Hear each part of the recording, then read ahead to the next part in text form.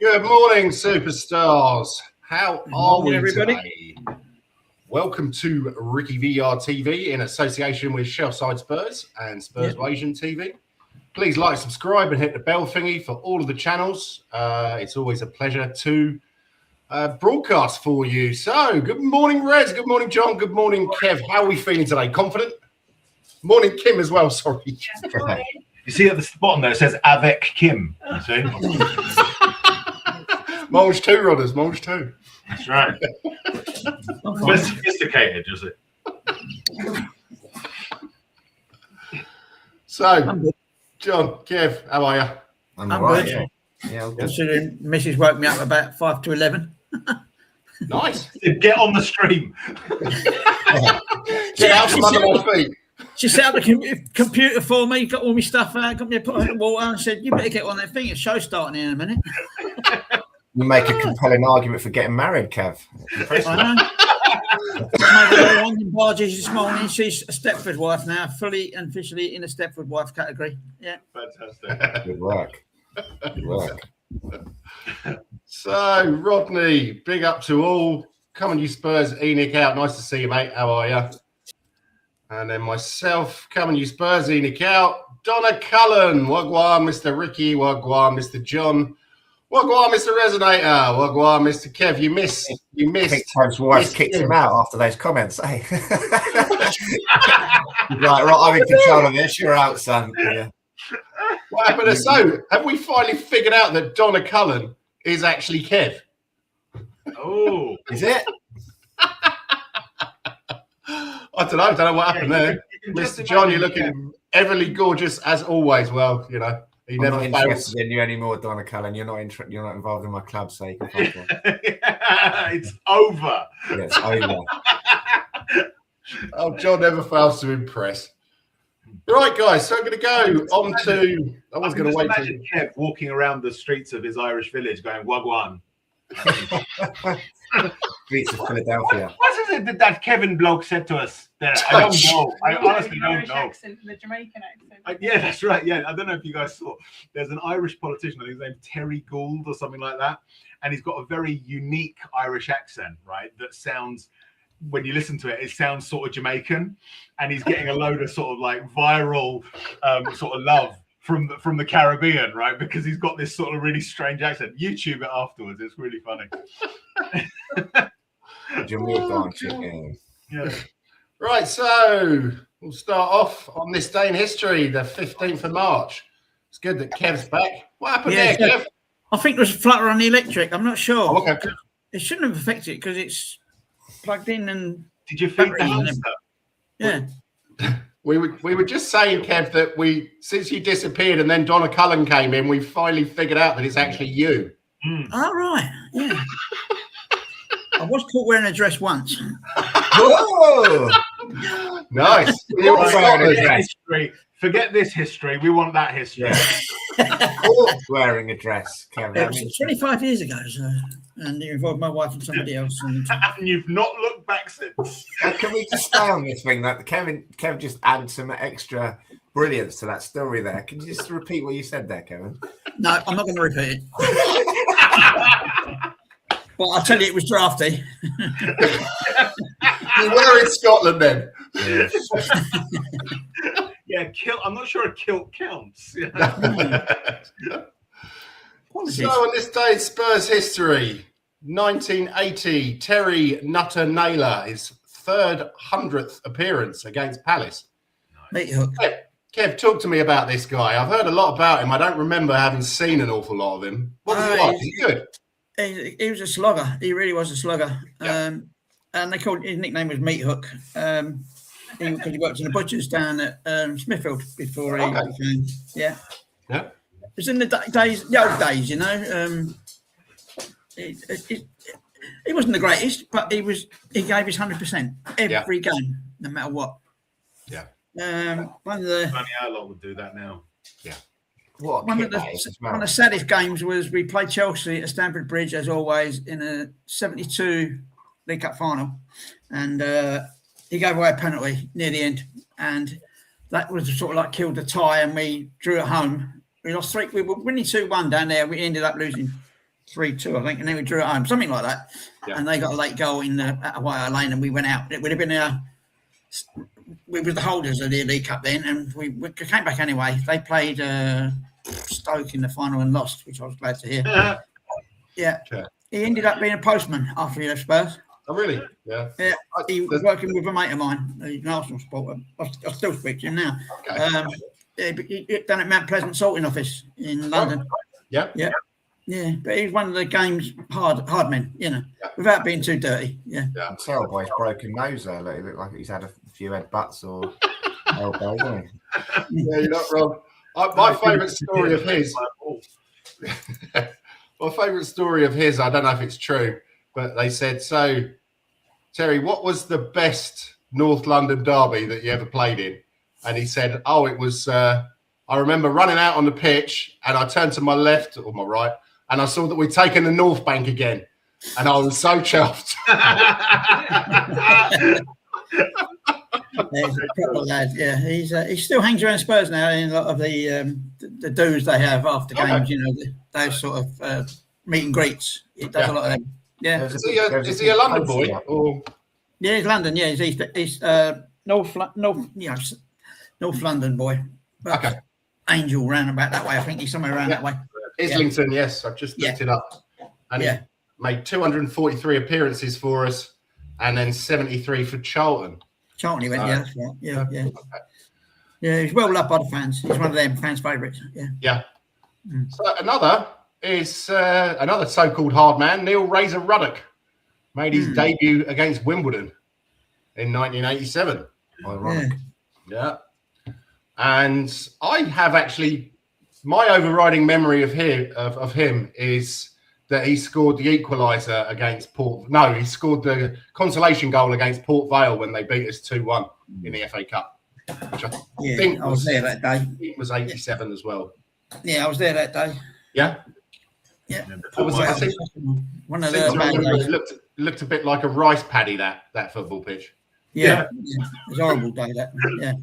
I remember being quite pissed off when he got poached and when he left because he was quite promising and we had high hopes for him and he got poached and we were all pissed off about it at the time and then we were quite pleased that we got him back again. So that's my overriding thoughts of him. That he went to Millwall first of all.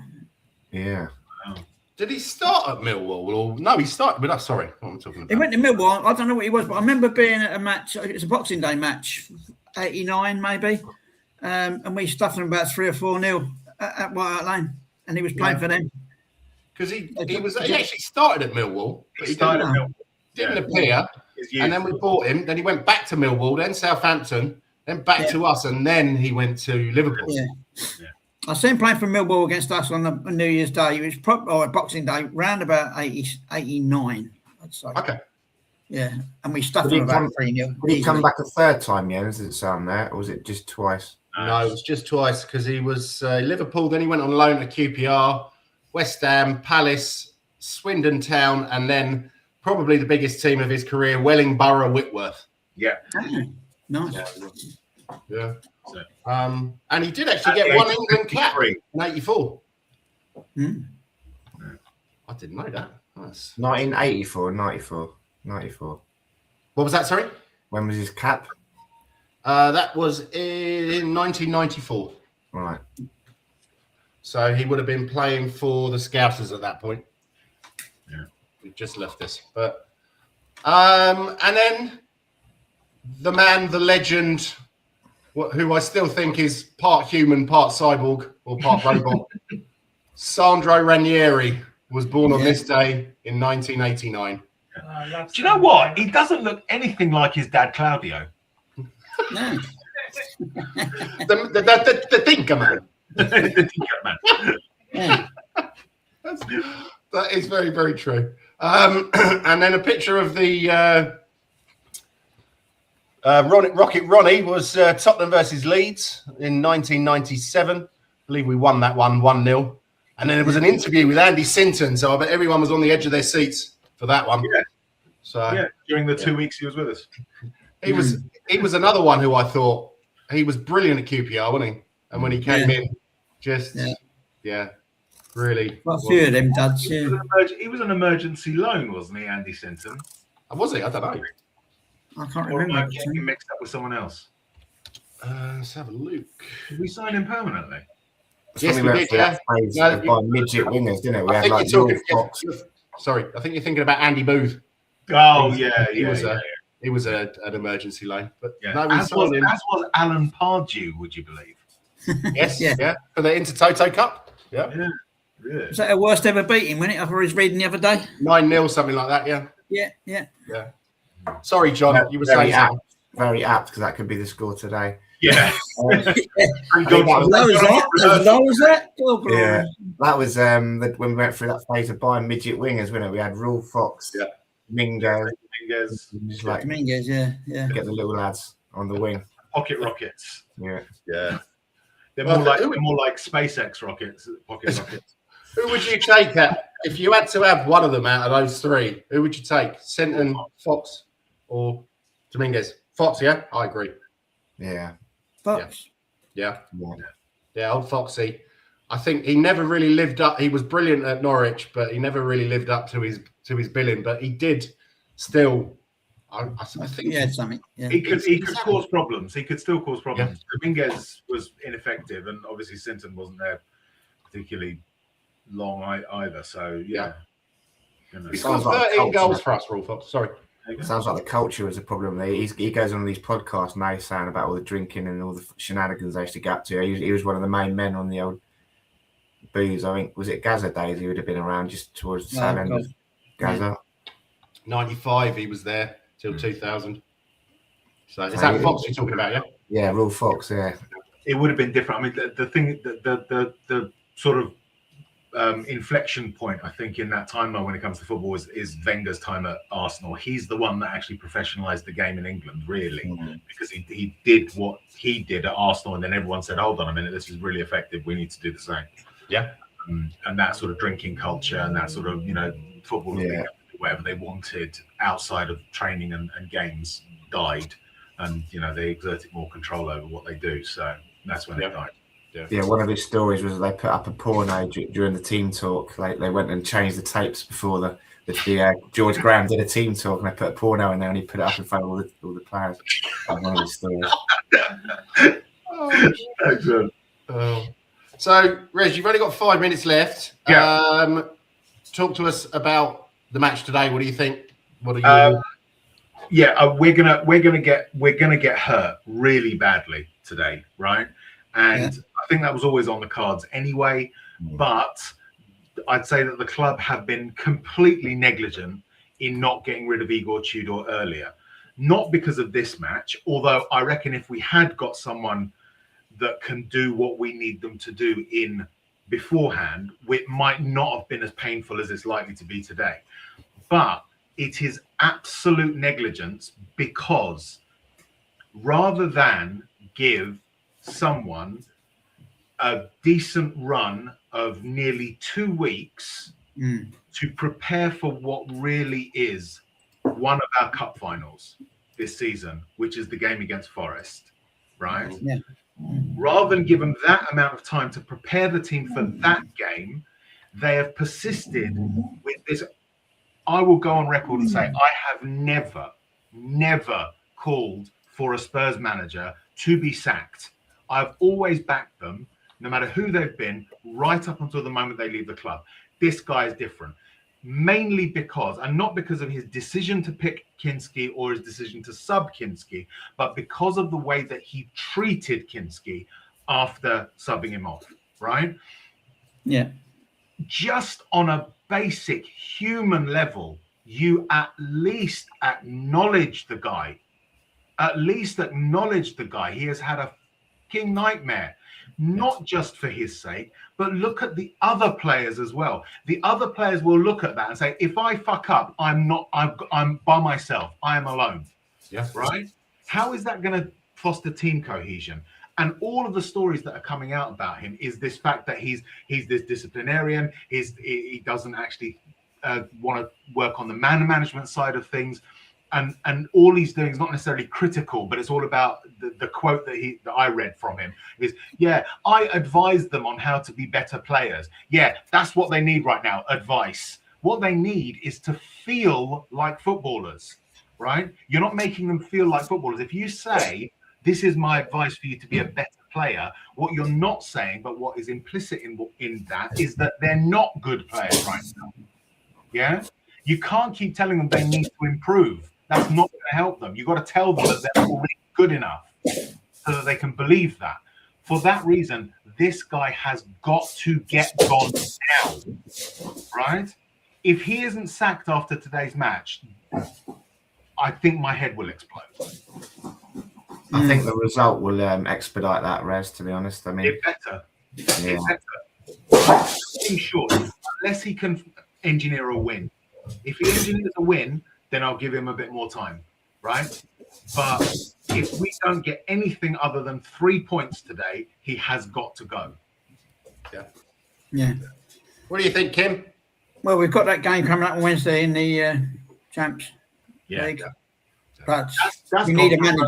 Well, that's gone for a burn as well. I don't give a shit about the Champions League either. Yeah. And then we got a nice break. So, we've got a few weeks off to rebuild. Rebuild the. But isn't Forest next Sunday?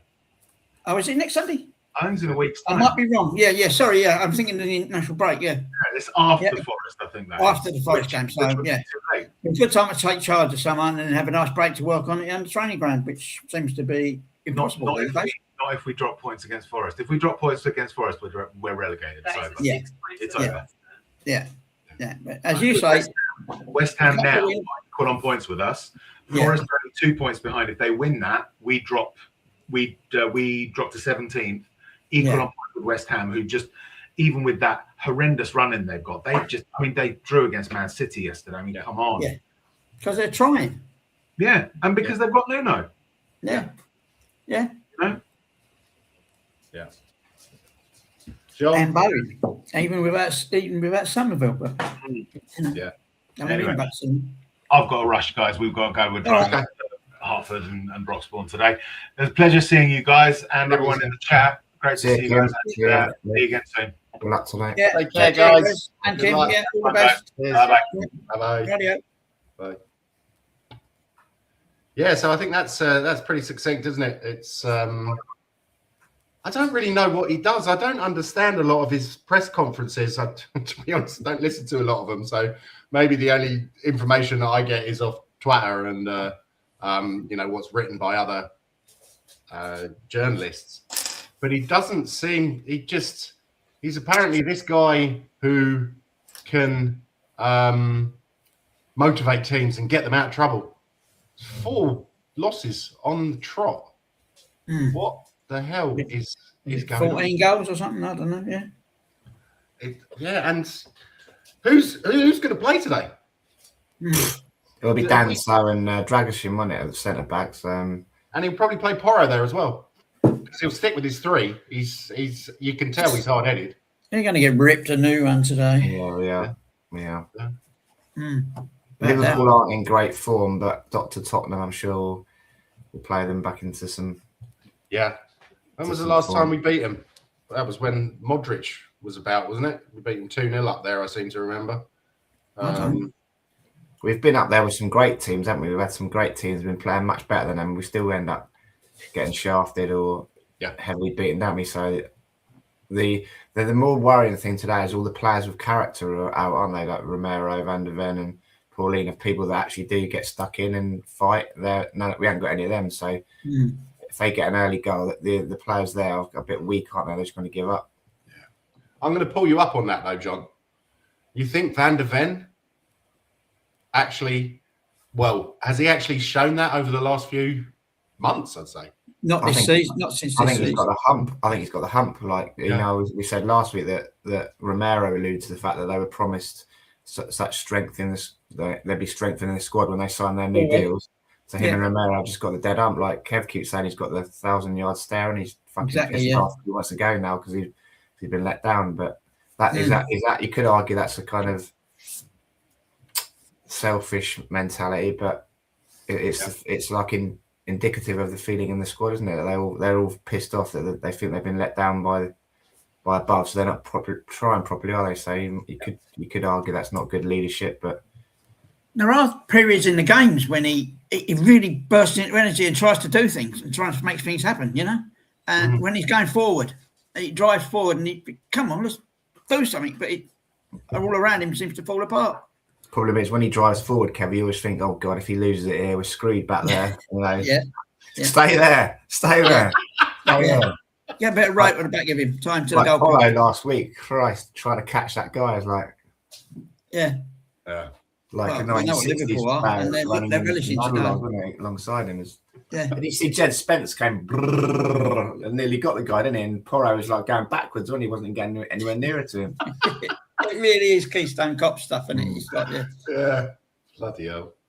So I think there's no point bringing a new guy in for this game, was there? I mean, like we say, we've been up there with some great teams. We've been playing great football. Our 1-11's brilliant, but much better than theirs, and we've still ended up getting 3-0 up there and stuff like that. So there's no point throwing away a potential new manager bounce, is there, on that game?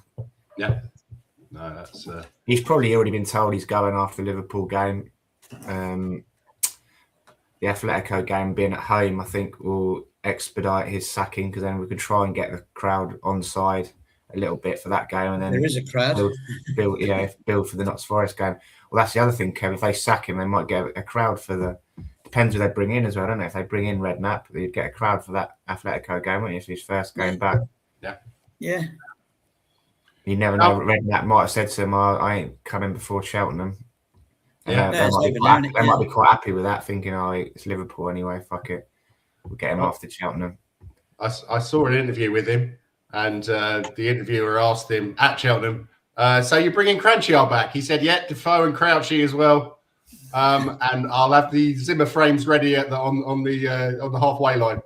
You sure they want a Paddy Power advert or something like that? Yeah? No, it was actually an interview by a Spurs fan journalist. I don't know where he was from. But he was.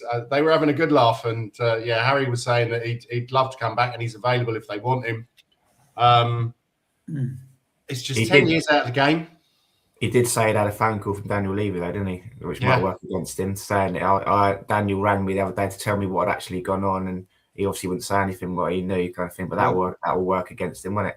And the other thing that will work against him that he revealed in that interview, didn't he, James? I don't know if you saw it, that Redknapp, Levy said to him, "If it was me, I'd have hired you by now." I don't know what they're playing at. So they seem determined to do whatever opposite of Daniel Levy wants to do. So if they're thinking now that in the media it's coming out that Levy would have hired him, they're thinking, right, we're not going to hire him. We'll go and hire someone else. Yeah. Just for spite. Yeah. To not be seen to be doing what he would have done. Yeah. But he's 78. Fucking Donald Trump's 80, and he's running the fucking free world. So I'm sure Harry Redknapp running the world, not the free world. I'm sure Harry Redknapp can run our football club if Trump can run the whole world pretty much at 80 years old. For Christ's sake. They're making out like he's 170, aren't they? It's like fucking 78. I'm still not sure about that. Because hearing in that interview, he does sound like an old man now. A lot more than Roy Hodgson did when he was at Palace. Hodgson still seemed to have seemed to be a little bit sharper. I don't know about Harry, but I mean, desperate times. Well, I'm 70. I've lost half of my marbles already, so it's like, I blame that on the drugs. I didn't think you had any marbles, Kev, in the first place. Well, you do keep whacking red all the time. That's not going to help, is it? You lose a few. Pretty good at the moment. Only got a couple. Oh, nice one. Yeah. So some news that's come out this week. Again, it's probably bullshit. I don't know. It could be true. And they're saying that certain members of the dressing room are pissed off with other certain members of the dressing room, especially one person who has said that he doesn't care if they get relegated because he'll be moving in the summer. Anyway, now there's been, at first, everybody was pointing fingers at Van der Ven. Over the last couple of days, it's now pointing fingers at Siemens or Kudos. Who do you think is a likely one to have said that. It's probably just a clever tactic by the club, isn't it? You know, like Alex Ferguson used to have two blank envelopes, and he said 2 players are going to let us down this season, and we'll open the envelopes at the end of the season to see if I'm right. And he had no names in there, but everyone else thought it was them, so they tried a bit harder and they tried a bit harder. Yeah. So it's probably just a little plant to get in the heads of the dressing room, thinking, who is it? Who is it? I'm going to try. People might think it's me. Shit, I better try harder, kind of thing. Yeah, so it might be a clever ploy planted in the press, you know. Yeah. That's a good point, John, but you've completely ruined my part of the show because I wanted you to give me a name. But anyway. I think it's Kudos, to be honest. Yeah. He's got no I'm beginning to lean there as well. But it wouldn't surprise me about Siemens as well, because obviously we don't see Kudos because he's in rehabilitation. But every time you see Siemens, I know before he's moody anyway, isn't he? But it really does look like he doesn't want to be there. He doesn't want to come off the bench, which is understandable. I don't really know why we're not playing him and why we're sticking with Muani. Muani against Atletico Madrid, I think I counted 5 times he lost the ball on the edge of our penalty area. Because rather than when getting the ball, passing it off quick or whatever, he tried to do a sidestep or he tried to put it through someone's legs. We said last week, didn't we? The players you need at times like this are like Dom Solanke and Richie. They're the ones that are going to work their asses off no matter what. They don't do the flicks and the tricks, do they? They're just going to put a shift in. That's what we need at the moment, isn't it? In the quarterfinal, the semi-final, and the final, Richie played on that left there, didn't he? He did a job. Was a nuisance, was a physical presence, and he was an out ball when he just got stuck in, which is what goes a long way sometimes, isn't it? Yeah. And he hates Liverpool, so he's got to be a shoe-in to start today, hasn't he? You'd hope so, wouldn't you? You would hope so. But talking about going back to talking about transfer news, we heard some good news that apparently Archie Gray won't be joining Barcelona in the summer. Or Real Madrid or anywhere else. So, yeah. What the fuck is all that about? Where is he? Has he been? I've never seen any links or anything like that. No. People just trying to rip us at the moment, aren't they? We're an easy target for everyone, aren't we? You can see all these stupid rumours about Gareth Southgate and all. It's an easy excuse to laugh at us, isn't it? Which is this is the ENIC legacy. Yeah. You've got to kind of ignore it all, haven't you, really? It does make me laugh, though, in regards to players like Jay Boothroyd coming out and saying, oh, yeah, I hope Spurs don't get relegated because, I always love when they come to the Emirates and get spanked. And it's like, what the fuck have you ever done in the footballing world, mate? What did he do? He got relegated a number of times, didn't he? I seem to remember with the teams he played for. Did he play for Stoke and Coventry or something like that? That sort of stuff. So I prefer not to speak. He's not worth our oxygen, is he? Yeah, oxygen. That's not to ruin another one of your talking points. That's all right. But anyway, I've run out of things to say now, guys. So I think we'll wrap it up. Please like and subscribe. So who's going to play today? Who do you think? What will be the starting 11? Is Jed Spence fit at the moment? Did he play? That's a good question. I don't know. There will be Dragosin, Danso, Porro, Jed Spence. I think Polina's concussed and he can't play.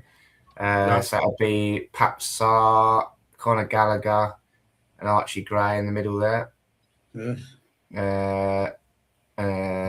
Richie, Solanke, Tell on the left. Tell on the right, and maybe Richie on the left and Solanke. Like you were saying, he'd probably want to play 3 at the back, wouldn't he? So it'd be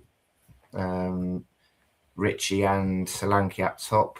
Yeah. And you can't play Tell in the midfield, can you? So it'd probably be Gallagher, Gray, and Papsar are only 3 fit midfielders, really. And then who's he going to put in the back? That you said about maybe Porro, but who could he play? Who else have we got? You could put Archie Gray at the back, couldn't you? And Basuma and Sarr in the middle. He could. Yeah. Basuma was injured, wasn't he? Is he back? Was he? Yeah, he was injured ahead of Athletic. Yeah, no, it's showing he's back early April. So, yeah, you're right. Jesus Christ. Yeah, you can put Archie Gray right back and then Porro. I'll tell you, I'd probably put Archie Gray in the centre back, the right centre back, because Porro was crap there, wasn't he? Yeah. Then put Porro right wing back, and then you need another midfielder, don't we?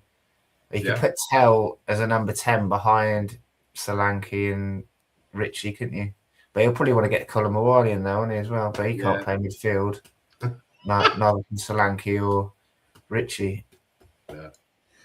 Unless it'll be 5-2-3, wouldn't it? Like Sarr and Gallagher, and then Mawani, Richie, and Solanke up top. Up front, that's very possible. Right, we have another guest coming in.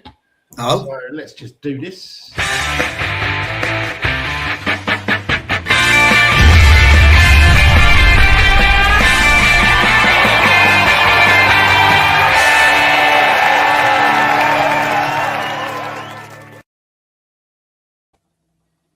Good afternoon, sir. Here he is. How are you? Yeah, look. Yay, we've got our little postcard going. Yeah, got a little postcard. Welcome to the championship. How are we doing, boys? Yeah, not too bad. And just as you entered the studio, the Spurs women have gone 1-0 down to Everton. Nice one, guy. not surprised. Yeah. Well, we always know I'm a curse to this team, or the team is a curse of mine. One way or the other, it's a shit show. But yeah, John, you were talking about the possible lineup for today. I've been listening in the background. It's like he'll go with his 11 senior pros, I guess, but none of it. You need 3 midfielders there, and I don't think any of those others can play midfield, can they? Really, Solanke probably has got the attributes to do it, hasn't he? But you're forgetting about someone. Have we got any other midfielders? We haven't. It's just Gallagher and Gray and Sarr, isn't it? Really? Yeah, Gallagher, Gray, and Sarr. Yeah. So Aussie Ange, hello mate, how are you? Morning all. Today's going to be a great day. We're getting back on track with a freak win at Anfield. But after that, we need Ange back to save us. Remember the 4-0 against City. Let's play like that. That'd be nice. But good to see you, mate. Carl's Lim Blue, afternoon, chaps and chat. Nice to see you, mate. Please hit the like and the subscribe. Wasn't Lange spotted in Amsterdam? What? Really? Who the hell can he be Who can he be getting out there? Like, is there anyone in the Dutch league that's?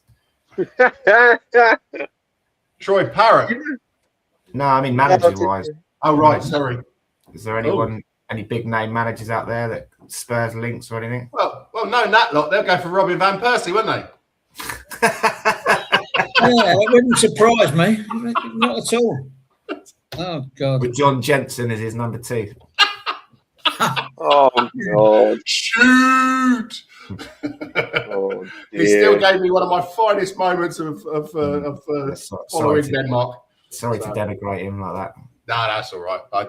He seemed like quite a nice guy, but, you know, he went to Arsenal, so he went down in my expectations massively. Oh. Kev. Yes, sir. Lineup. What do you reckon? It's a hodgepodge, isn't it? It really is. I'm trying to do it. No, he manages the United States. Oh, yeah. Hodgepodge. Yeah. Sorry. I won't give up. Well, I think Kinski won't be playing in goal. I know that. Nick. If he's been told he is going after a Liverpool game, for shits and giggles, you just put Kinski in goal, wouldn't you? Yeah, well, he does quite well. I'm not taking him off this time. I'm not taking him off. Don't blame me for taking him off this time. I really don't know who's available. Honestly, I can't. Brandon Austin. Me on the bloody op. I was just like checking it now to see who was injured, and it wasn't injured. So, on the sly. You caught me on it. I'll hold my hands up. Okay. Guy, what do you reckon, mate? God, I thought you were smoking a Philly blunt there, mate. It's all my weight. No. Do you know what? I know this sounds really horrible, but I honestly just don't care. I know that's really horrible to say, guys. But like, who have we got? It's going to be the same fit 11 that we have, right? Some players are going to be out of position, like Gray might be in defence or midfield. Colin Mawani's going to play wherever he is. He's still going to kick the ball outside the field about 6 times. Like, you know what I mean? You know, and also, like, I've been talking to some Liverpool fans. They think that we might win this, and I'm like, why? Yes, my friend. Why? No. Are you mad? Like, they're not going into this game confident. And I'm like, have you been watching us? No. Well, don't worry, mate. The 3 points in the bag, man. You'll be all right. Yeah, don't worry. Yeah, it'll be all right, mate. It'll be all right. Yeah, I don't know. I mean, yeah, I would put Kinski in goal just for shits and gigs, man. Oh, why not, man? He does well against Liverpool, right? He does well against Liverpool, right? Yeah, on his debut, yeah. But yeah, no, I mean, look, people are saying it picks itself. I mean, it's going to be a mix of Gallagher and Gray in midfield, or Sarr and Gray in midfield. Up front, you're going to get Tell, Mawani, and Solanke, or Tell, Mawani, or Richie. You know, it's just, yeah, it's going to be one of those three. But you know, I will look at the lineup with bated breath, shall we say? So what my I don't know if you can tell, boys, I'm really not looking forward to this fixture. No, me neither, to be honest. But what my foot mob thing is saying is they reckon Vicario in goal, Dragusin, Danso, and Porro back three, Sue's on the left, Sarr and Gray in the middle, Spence on the right. Well, that'd be good to see Spence on the right, wouldn't it? Gallagher and Richie as attacking midfielders, and Solanke up front. That's just an AI. Why not? Slop, isn't it? Yeah, probably. Why not? Yeah. Why not? Why not? I mean, I haven't been able to predict a lineup for Spurs all season, so why not? Why not? Why not, boys and girls? Why not? I think he's got his Dragusin, isn't it? Fucking hell. Yeah, I think it's a massive problem, isn't it, with the central midfield, because there's like three of them. So I suppose you could play Sarr and Gallagher and then Gray as a centre back, but then you have to, he'll probably play Spence left back, Porro right back or wing back, and then Mawani, Richarlison and Solanke, or Tell chucked in there somewhere or another. Do you think that Tell wants to leave? I haven't seen it personally. No? He slagged off Frank, didn't he? So he doesn't like Frank, and none of them like current guy, do they? So there's no reason for him to leave, because we think a new manager would be coming in and have a fresh start, wouldn't he, really? Yeah. What do you think of him, though? Is that Torby going mental in the background? No, it's the Jack. Well, it's both of them. Yeah, fighting over a toy. Hearing this little. That's the Jack Russell. That's the Jack Russell. He's got toenails that screech on the laminate. Okay. So, sorry, guys. What do you think about Tell? Do you think I can see something there, and it seems that when he comes on, he actually does try, whereas the other lot don't really. It's taken him a while. Do you think he'll get there? I mean, it was a lot of money, and he's what, 20, 21? Yeah. I was very surprised to learn that Archie Gray was only 20 this week. I mean, Jesus Christ, that boy's got an old head on his shoulders, isn't he? And he's actually looked like one of our best players over the last few games. I know you're not a big fan of his, Guy, but no, I am not. But if we are saying Archie Gray is one of our best players, then yeah, I mean, we are performing. You know, yeah, I mean, some of them have to, don't they? I mean, look, players under Frank. Players under Frank, you could tell that they just didn't give a shit. Tell didn't even get many starts, so it's no wonder Tell didn't like Frank. You know, he was pulled from the Champions League squad and he got pretty much no starts all season. He's got for me, he's like an Odegaard, isn't he? He's got flashes. Yeah. He's got flashes, and at least he's trying. He's trying. You know what? He's been playing better than RKM, man. He's been playing better than RKM. But then that's not saying much, is it? No, that's true. So, everybody, I think, well, maybe you don't, Aussie Ange, because I'm not sure how often you watch the program, but I was not a big fan of Ange, basically because of him calling the fans out. But you're saying he needs to come back. Now, I know that John thought that might be a good idea at some point. I'm really going to need some convincing. I don't think that was a good. I don't think it's a good idea. Oh, really? Okay, sorry. Yeah, okay, yeah. I must Good. No, I did a whole stream. I did a whole stream with Eugene about this. I don't know. Really? I don't know. I don't know if he's serious, if he's trolling me, or if he really does want Ange back. But we did a whole stream on it, and I still left completely unconvinced. I just think it's the silliest thing that we could do. And he has been putting his mouth about. I must admit, he's been going on interviews and watching games, and well, that's why he won't get. That's why he won't get. Yeah, because he's not the Messiah. He's a very naughty boy. It's just an Aussie boy. But no, I don't think he'll come back. I don't think he'll come back. If he were offered, of course he would. He'd love the money, wouldn't he? He'd love the money. But no, I think it would be an absolute disaster. If he came back. It'd be stupid. Because it's the fear of failing, and if he failed again, I'll come back, which is likely with the situation we're in. Absolutely. His stock's not very high at the moment, isn't it? After failing at Forest, so he ain't going to get another Premier League job, is he? That's the only way you look at it. If he does get offered a Tottenham job, it's the only chance he's ever going to get a Premier League job again, because he won't get offered any other one at the moment. So, from his point of view, he'd be stupid not to take it, I think. But I don't think we should, because those league defeats at the end of the season, and he's already admitted that he was playing a style of football which went against his whole ethos and stuff like that. So he'd have to come back in and then play a style of football that he doesn't like and he doesn't want to play. And it's just the messaging is a bit poor, isn't it, around that? And we've already seen it at Forest. I saw all I needed to see at Forest. I watched these Forest games because I was interested, and they were an absolute shit show. An absolute shit show. And compared to what they're doing now, it just goes to show. I just think there's more than enough evidence, and there's more than enough of a data pool to say that no. I don't think it was entirely as far for us. I mean, the players loved Nuno, didn't they? And they didn't want anyone else to come in, so they were dead against it in the first place. He didn't have pre-season with him. He didn't have a chance to bring in any of his players, so he admits it was a stupid decision to take it, didn't it? But yeah.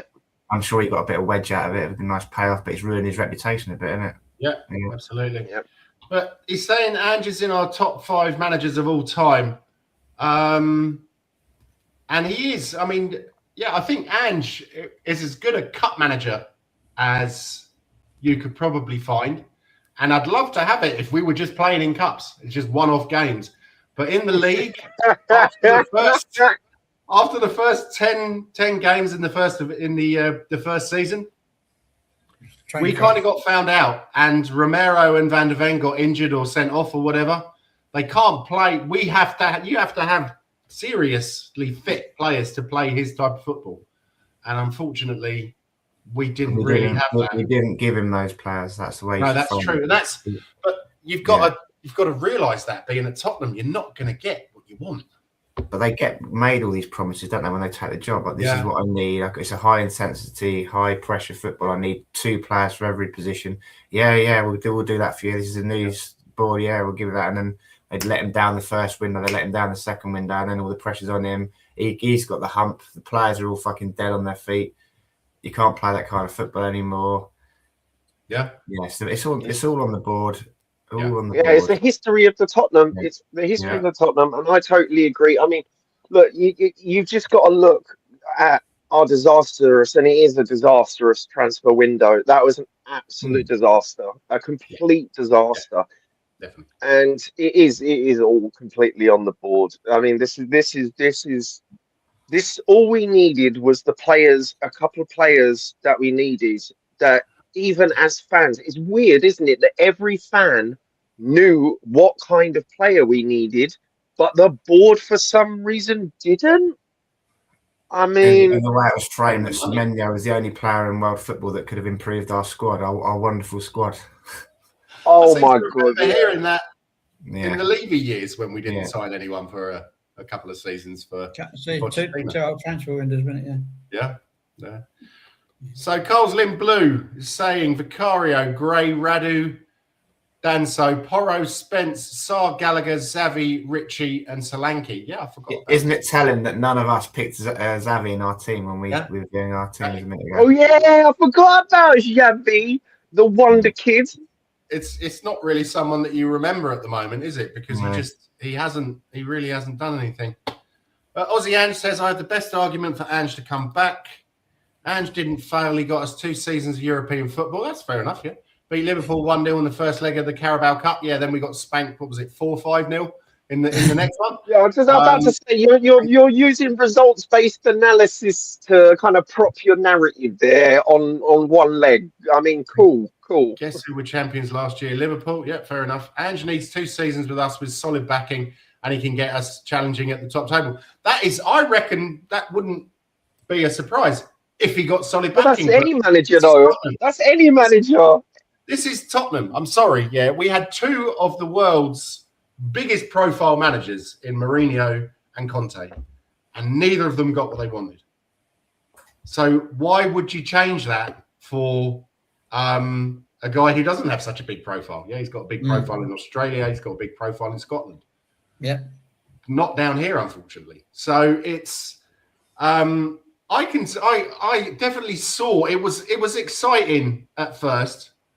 The first season, even then when we started losing a few, because we were still having a go, etc.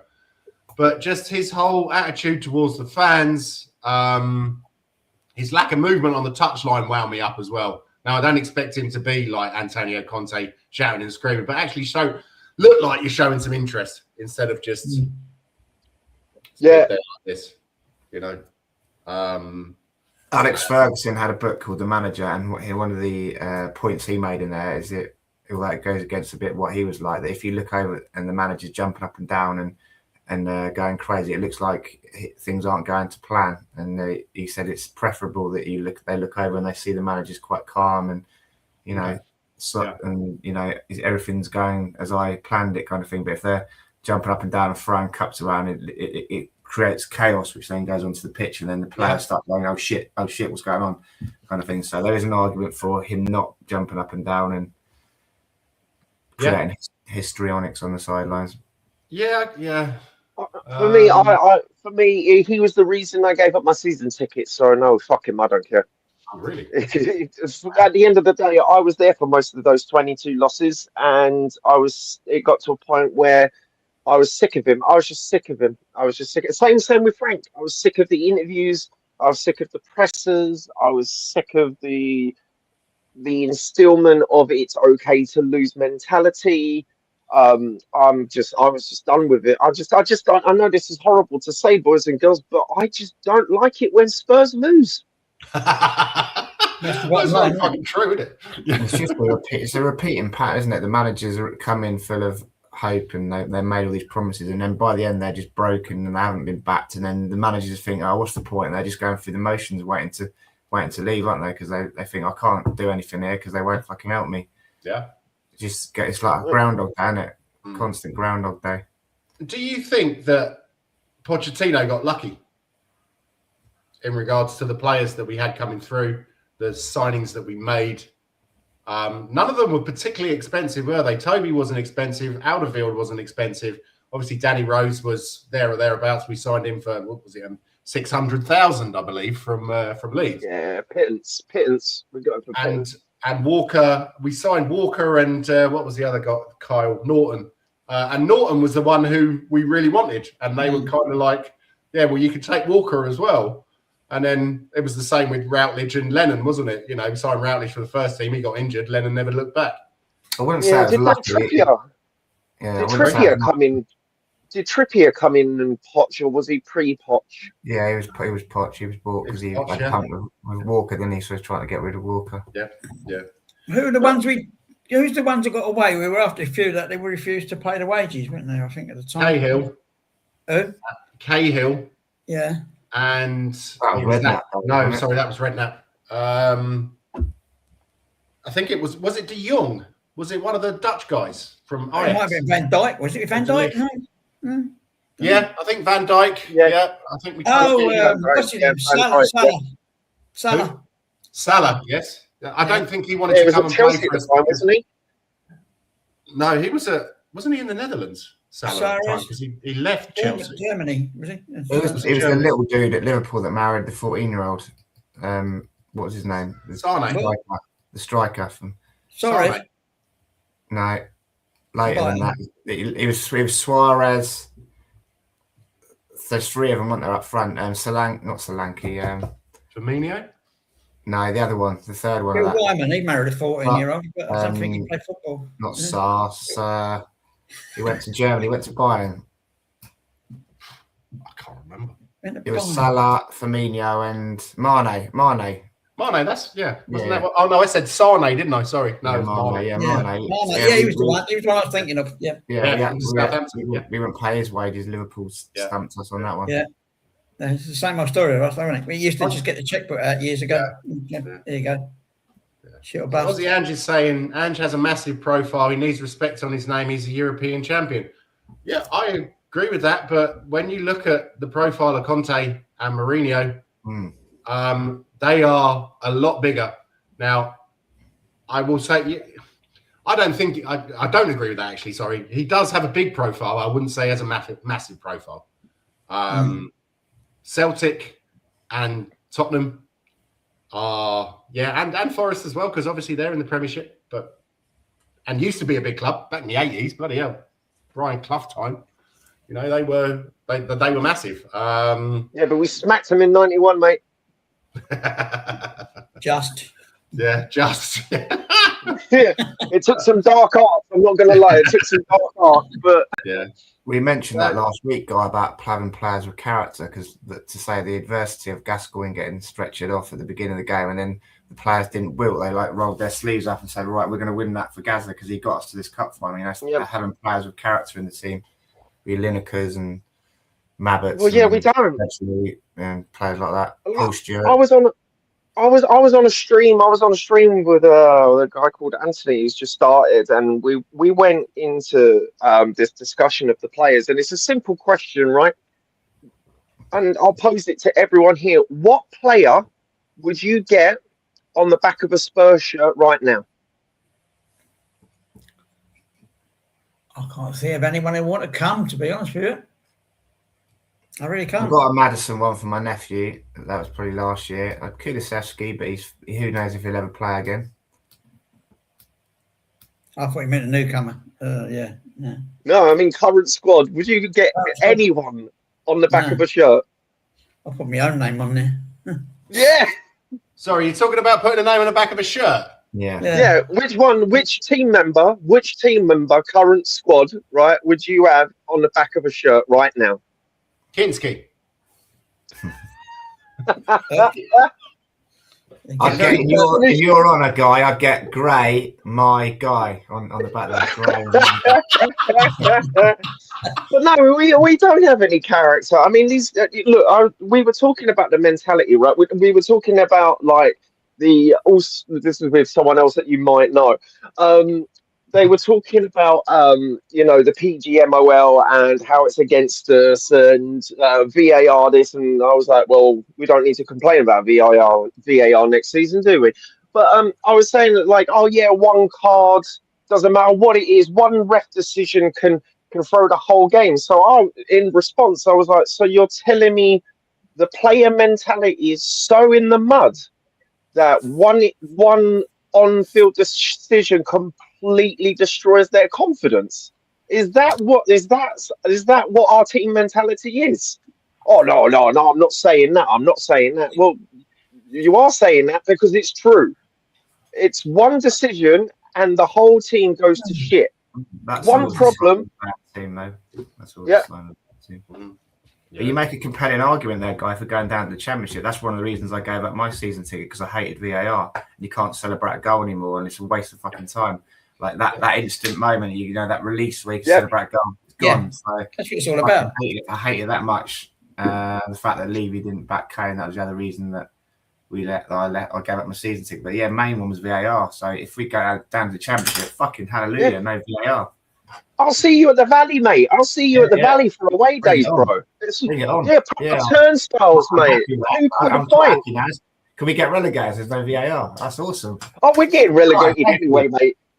We're God, getting thank you. relegated You've given me anyway. back my Tottenham. You've given me Tottenham back. Yes. No VAR. You've got your Tottenham back. Yeah. But you're not proper turnstiles, mate. You know, none of this brewdog posh like beers. No, it's only Carling and Carlsberg, man. Balti pies, sausage rolls. You know, No Gary none of Neville this- on our games all the time, calling out. yeah, our no players. Gary Neville. Yeah. He wants us to get relegated anyway. Just getting Yeah, better he all wants the to time. get us relegated anyway, mate. Yeah, sure, I'm all for it, man. Let's all go. Well, yeah, I'll see you down the den with my body armor on. So. They might come up, mate. What are you talking about? Yeah, I know. That's very, very, very true. So, Now in our luck, they'll bring in VAR in the Championship next year, won't they? yeah, Wrexham will probably be paying for it, won't they? So, yeah, anyway.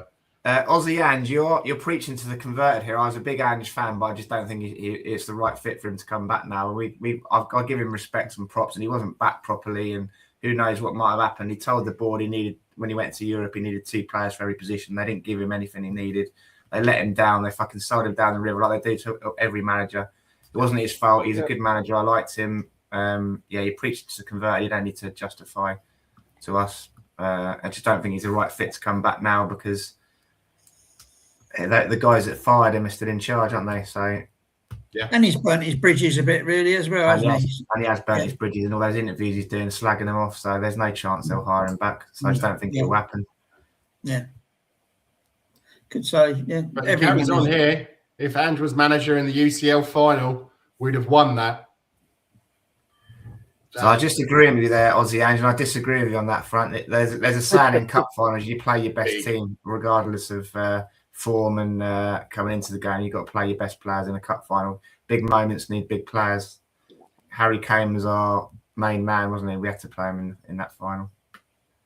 Son should have played as well, but no, I still think he should have played Mora, but yeah, we'll have to agree to disagree on that one. Mora was like 1 in 4 though, wasn't he? He couldn't gamble on him the Champions League final. Great hat trick against Huddersfield, though, wasn't it?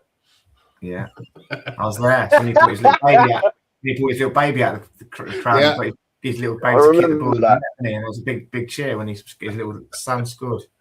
Yeah, that's quality. We lost that game for a different reason. Yeah. Right, guys. It was a good day out for me. It was a good day out for me. It was a good day out for me. You know, I spent a couple of days in Madrid getting pissed. It was fun. I thought you went Huddersfield at home. Oh, no. I got sunburnt to a crisp, mate. Who went out for that one, John? Gaza and Showbiz went, didn't they? Yeah, Gaza, Showbiz. I think Needs went as well. Okay. Yeah. A lot of my mates went, took their wives with them. Yeah. Oh, really? Yeah. Did you go, Kev? No. I didn't even turn up to I was going to go out in Amsterdam for the semi-final. Houdini was over and he said, "Oh, yeah, come and meet us." And I think I finished work at about 6 o'clock. I was so nervous. I'm like, no, I can't do this. I'm going home. Can you remember the game or were you battered? Sorry? Can you remember any of the game or were you too battered? No. I was. I watched it at home. And yeah, what was it? We went 2-0 down, didn't we? Or was it 3-0? No, until recently, this shows what complete bollocks stats are. Until last year's final, the game against Liverpool was the game where the opposition goalie, the Liverpool goalie, made the most saves in the game. Can you remember any shots that we had in that game? No. No. They were all like tame sort of back pass kind of block, like little P-rollers, weren't there? There was no... But it was a record for the amount of saves by a winning goalkeeper. And I don't remember any shots, to be honest. I know we had about 60%, didn't we? Something like that. Yeah. The one thing I do remember is I took that season shirt off with Harry Kane on the back and I threw it into the stadium and I've never bought that shirt again, mate. You know, the one with the blue lapel and it fades to blue? Nah. It's probably in a landfill somewhere in Spain, mate. They probably hung it up behind the bar or something. Yeah. Dreadful final. Dreadful. And that's when I said I'm never going to a final again. Look what happened. Yeah, we stopped going to Wembley because I was about 0 for 7 in a row at Wembley when I like 7 finals in a row and semi-finals. Like I was like, I'm obviously a massive Jonah, and I didn't go the next one, and we lost that one as well. So it wasn't my fault after all. Yeah, That's how I felt last season, because every time I went to the stadium, we lost. And I was like, it's got to be me. It's got to be me. Stop going. We still lost. Blame you for that, guy. I don't think You we and can blame you. 50,000 others, yeah. Oh, mate, Yeah. big guy out. Every time he used to come with us, he'd occasionally come. We had a spare ticket, and he came the first time and we won. And we're like, oh wow, you were good luck, Charlie. You have to come the next game. And then he worked out that like the next 3 or 4 times he came, we lost basically. And we said, what's the difference? What do you do differently? He goes, well, I bought a program. So the next 4 times he bought a program. So the next time we invited him, he said, do not buy a fucking program, Al. So we brought him along and we lost again, right? And on the way home, we're like, wow, fucking hell, Al, at least you didn't buy a program this time. He goes, yeah, I did. I bought a fucking program. I was like, Ali, it was your fault. Brilliant. He'd tell us, trying to sneak it away, but yeah, it's his fault. Do you still see him? Is he still about? He's still he lives over in Aylesbury now. He's got 2 little boys. Okay, send him my regards. It's still the same. Yeah. Still the same. Hilarious geezer.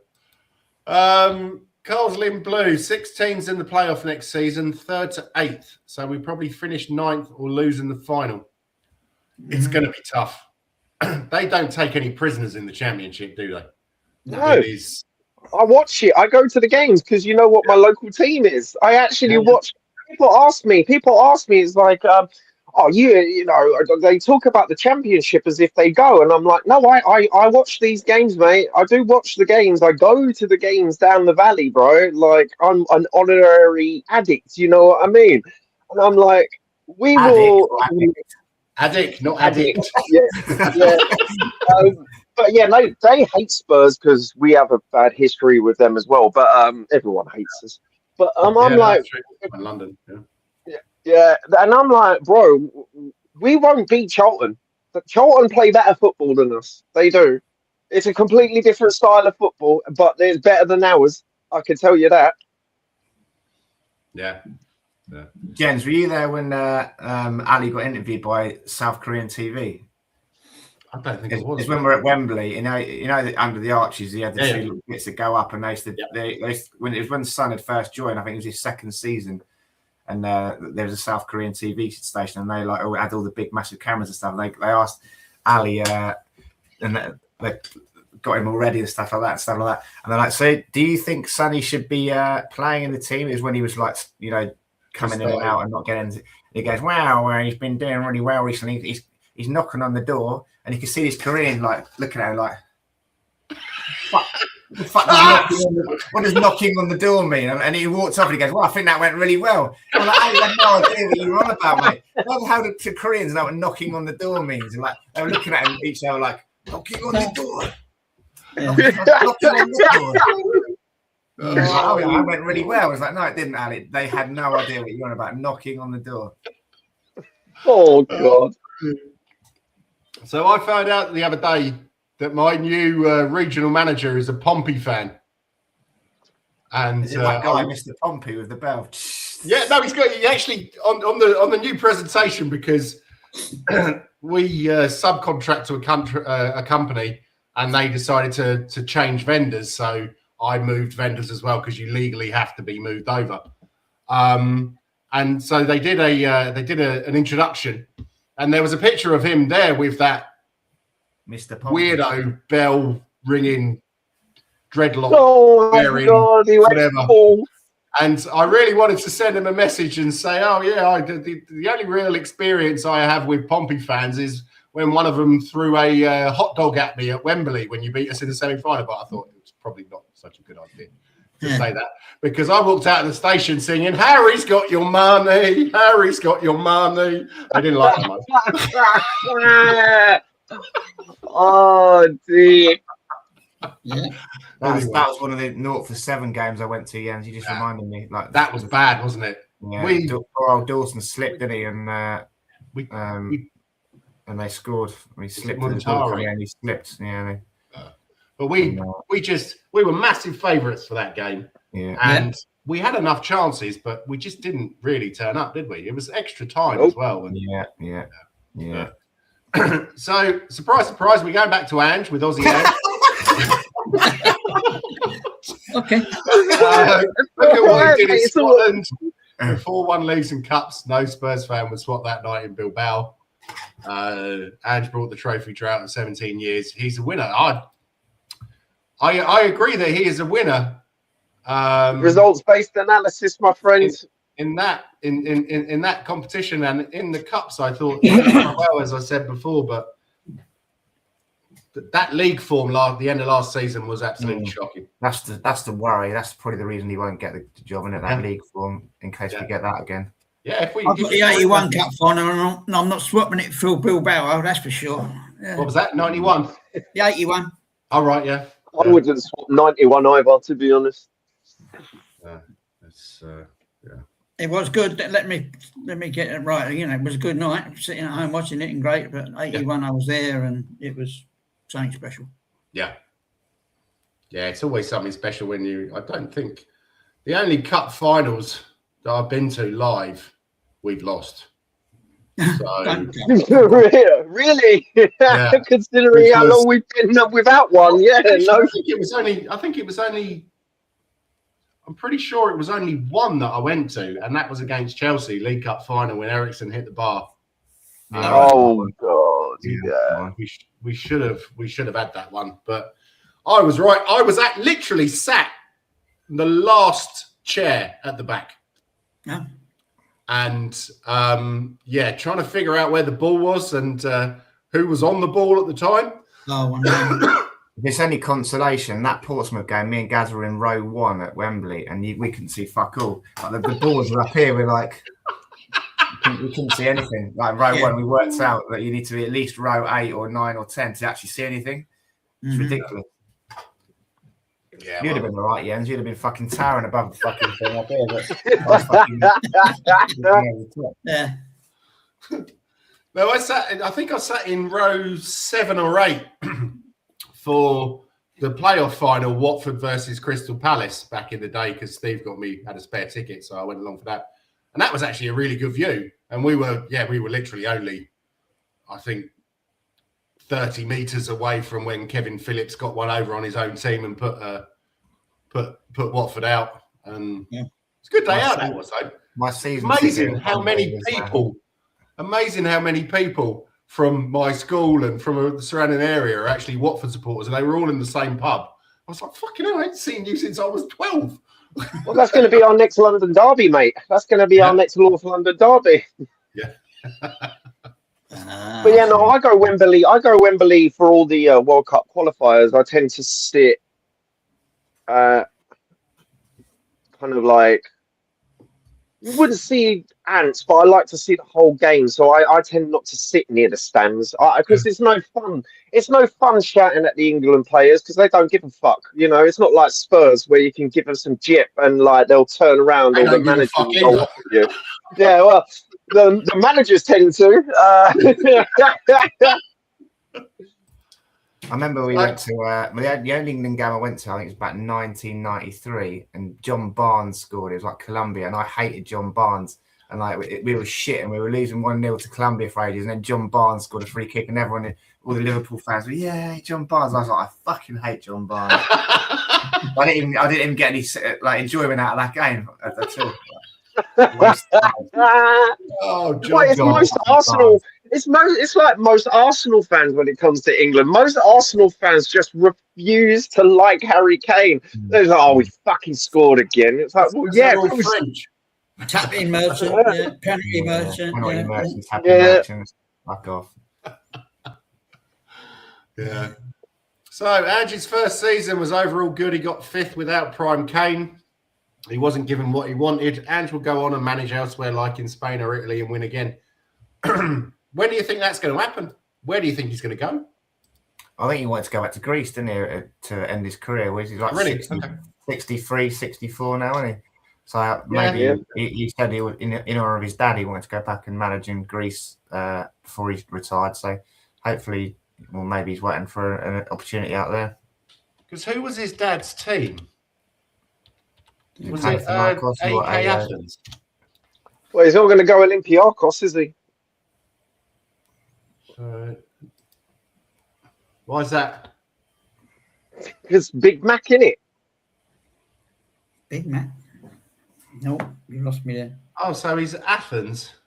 He was born in Athens, so yeah. I think I seem to remember. Was he AEK Athens that he supported, or I'm not really sure. But anyway, Was it AI not know? Ask AI. Like ChatGPT will know, won't it? Yeah.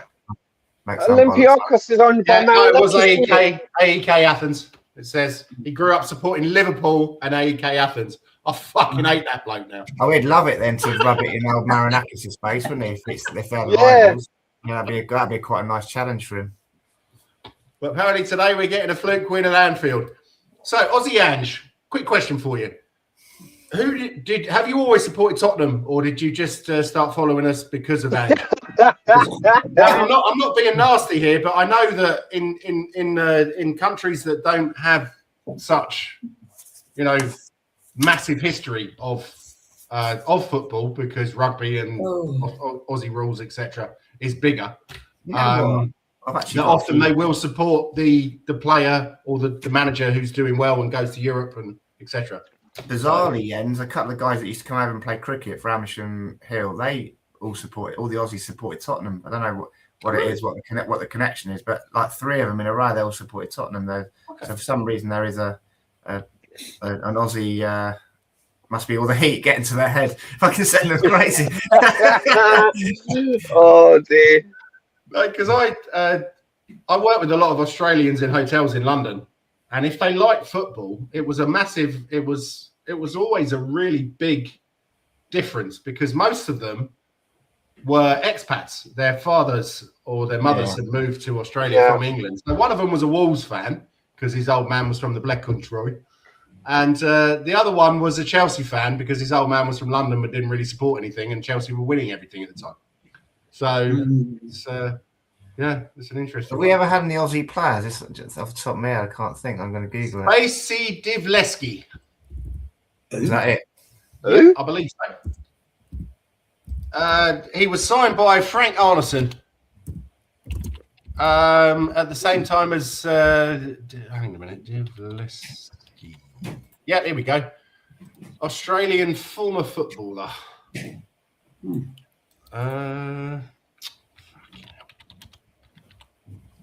Yeah, not a lot, is there? He joined. He joined during the Arneson years with what's his name?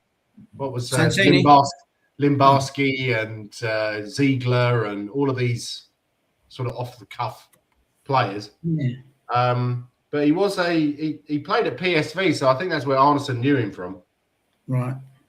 But his first 3 teams were PSV, Rot-Weiss Essen, Tottenham Hotspur, and Melbourne Victory from 2003, 2005. No appearances. There's another one. Look, Massimo Luongo is playing for Millwall at the moment. He was Australian, born in Sydney. Yeah, he was a big player for QPR, I seem to remember. And as Carl's Lynn Blue said, we had Massimo Luongo under the Redknapp time. He came through the academy. Yes, he did. I think he actually went on to have a really good career. He's at Millwall at the moment, so he's still playing the Championship. Yeah. I heard him on a podcast. I don't know if you ever listened to the 72 Plus podcast on BBC. That's with Debbie Does Dallas or whatever. No. It's nice. Yeah, Busty Brenda's bollock bonanza. Yeah, but oh my god. But he was on there, and he actually spoke really positively about Spurs. I think makes a change. He left us to go to Swindon, I think. And then he went on from there. Right, guys. I don't know why all these Australians support Tottenham then, because literally 3 in a row, and they were like mid-20s, 30s, and they all supported Tottenham. Mad. I suppose we were doing well under Proch, weren't we? When Kuehl and all those guys were just sort of in their peak, and there was a guy at Leeds, Viduka and stuff like that. So then they probably started getting into football then, and then Poch came in and Tottenham were doing well, so maybe we picked up a few fans then. I think what was his name? Viduka. One of the guys that I work with in hotels said he was a big football fan. I don't think he actually had an English team though, but he loved to watch football. And he was saying he used to play with him. Yeah, not like that, obviously. Debbie does Dallas again. Yes. But he, I think he played against him at some point, and he said he's never met anyone quite as thick as Mark Viduka. But fuck me, he certainly knew where the goal was. I couldn't give a shit. Man, kick ball. But Carlslin Blue is saying there was another Aussie Greek centre back, but he never played. And I'm sure there was an Aussie goal. I have a feeling I remember that Aussie goalkeeper. I can't for the life of me remember that Aussie Greek centre back though. But yeah, it would have been nice to have had Harry Kewell or Mark Viduka, wouldn't it? They were decent players. Right, chaps. It's an hour and a quarter in. Anyone got anything else that they want to talk about? Or just straight to the predictions? This is the carnival on rock bottom incoming any moment. Now we're just leading up to our rock bottom moment. Oh, dear. Sorry, Kev. What did you say, mate? Pray for Tottenham. Pray for thoughts and prayers, guys. Thoughts and prayers. St. Jude is the patron saint of lost causes, so it might be the one. Well, that makes sense, actually, because my mum was called Judith, and I've always been a lost cause, so.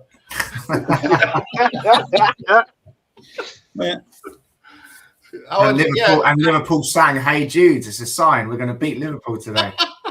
Happy Heavenly Mother's Day, Mother. And happy Mother's Day to all the other mothers out there. So, okay, guys, thank you very much for coming on. Everybody who's watching, please give it a like and a subscribe. It's been a pleasure talking to you, Carl, Aussie Ange, Donna Cullen. I still reckon Zesty. Donna Cullen is, I'm pretty sure, is Barrison Royale, isn't it? So. Oh my God, the most zesty commenter on YouTube, man. The Queen of Zest. The Queen of Zest has come back. Aussie Ange is saying 3-1 win today. Guys, what are our predictions? Starting with you, Guy. Oh, we're getting fucked. Simple as, mate. 3-0. 3-0. Bloody hell. Yeah, I think it's 3-0. I don't even think we're going to score a goal. I don't even think we are. If we do, lose 5-1. 5-1. Yeah. 5-1. Yeah. I was going to say you're being generous to us there, Guy. Only 3-0. I really think I know. we're going to get fucking annihilated.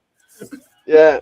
I mean, at the end of the day, maybe Liverpool take pity on us. I don't know. I'm not looking forward to it. I'm going to the pub. I'm not doing a watch along.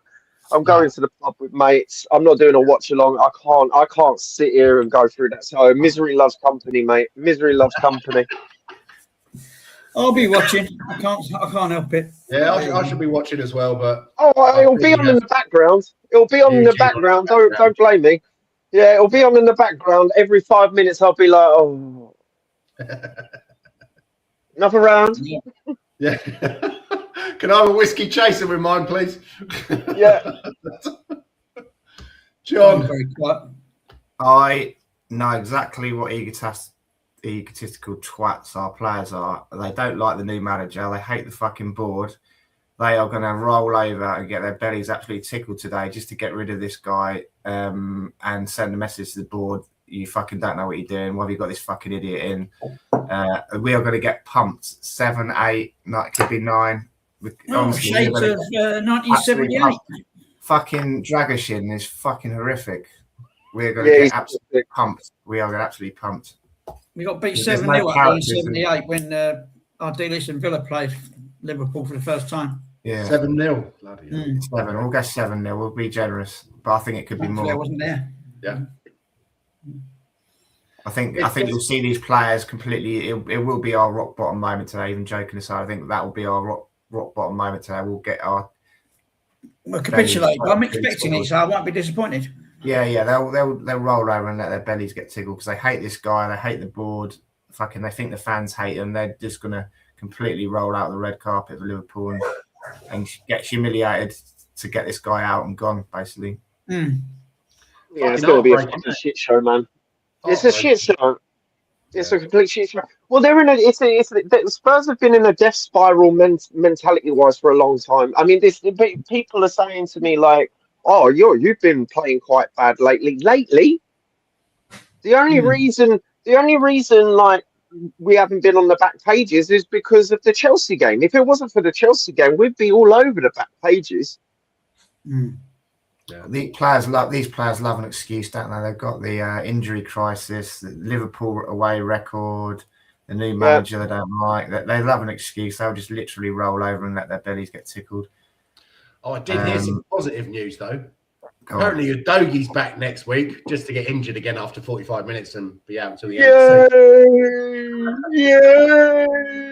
It's going to be a doom watch, isn't it? It's definitely a doom watch. And I think I might go and do some painting, watch the paint dry instead. Well, no, it'd be entertaining to just to watch us hit that bottom, hear us hitting the bottom there, and then time to build again. Now we can get our feet down and start pushing back up again. Yeah. But this is an interesting thing. Sorry, Kev. No, carry on. Yeah. No, what Ozzy Ange says, panel, things are bad now, but within 5 years we're winning either a Premiership or a Champions League. Cool, mate. If you believe that, you go with that energy, bro. You go with that energy. I don't even think we'll win the Championship, mate. So if you're going to come to outrageous stuff, I reckon we'll beat Atletico 4-0 on Wednesday night. If we get relegated, it's going to take 10, 15 years to get back to. Yeah, we'll go down. We'll do decent management, and we don't have decent management, so. We'll do what Charlton did. They got down. They went all the. I mean, they've only just come back to the Championship this season. They languished in League One and League Two for a while. They languished in League One, man, because of bad ownership, bad board decisions, and bad managers. Yeah. The ownership deserve it, but us fans don't. But no VAR. We'll have to get some new grounds. We'll be on twice a week. More football for us. More YouTube content. Absolutely. God, do you think that YouTube can handle any more of my ugly mug? I wouldn't have thought so. I'll still just do it once a week. What are we on now? 85 still? Have we gone up subscribers wise? Are we on? No, we're on 85. So anyone who's watching, got 5 people in. Smash that like. Smash that like. What's his name? Dermot from We Are Tottenham. No, not We Are Tottenham. Tottenham Till I Die TV said he might pop on today, but unfortunately he hasn't. But sorry, I was a bit late. I had a phone call to do that lasted too long. Yeah, no worries. I was saying for years about. I said I want to see Spurs win one more trophy, and I've done that. So it was a long wait, from 2008 to 2025. So I'm happy. We got that trophy. I was after. Yeah, I was at that final at 2008. That was a good game. I love that game. Jermaine Janus free kick. Let's go. I was in some pub in Muswell Hill. It was a converted church. I think it was a Firkin or something. And let's just say I was a little bit nervous, so I decided to drink pints of Heineken with whiskey chasers. I don't know how I got home that night. And, we were not favourites for that game, man. I have a very nice scar above my. Yeah, exactly. I have a very nice scar above my left eye where I either got punched or fell over or something like that. So, all the way from Muswell Hill back down to Northfields in Ealing. It's a bit of a long trip. Oh, that is a trick, bro. God knows how I made it back, but I did, and I did actually end up going to work the next day. But you could have hit your head on Big Ben for all you know. Sorry? You could have hit your head on Big Ben. Walking past, darn. No, and I'll have you know, John, that Big Ben is actually the bell. It's not the building. Aye. It's certainly a bell involved. You can't remember.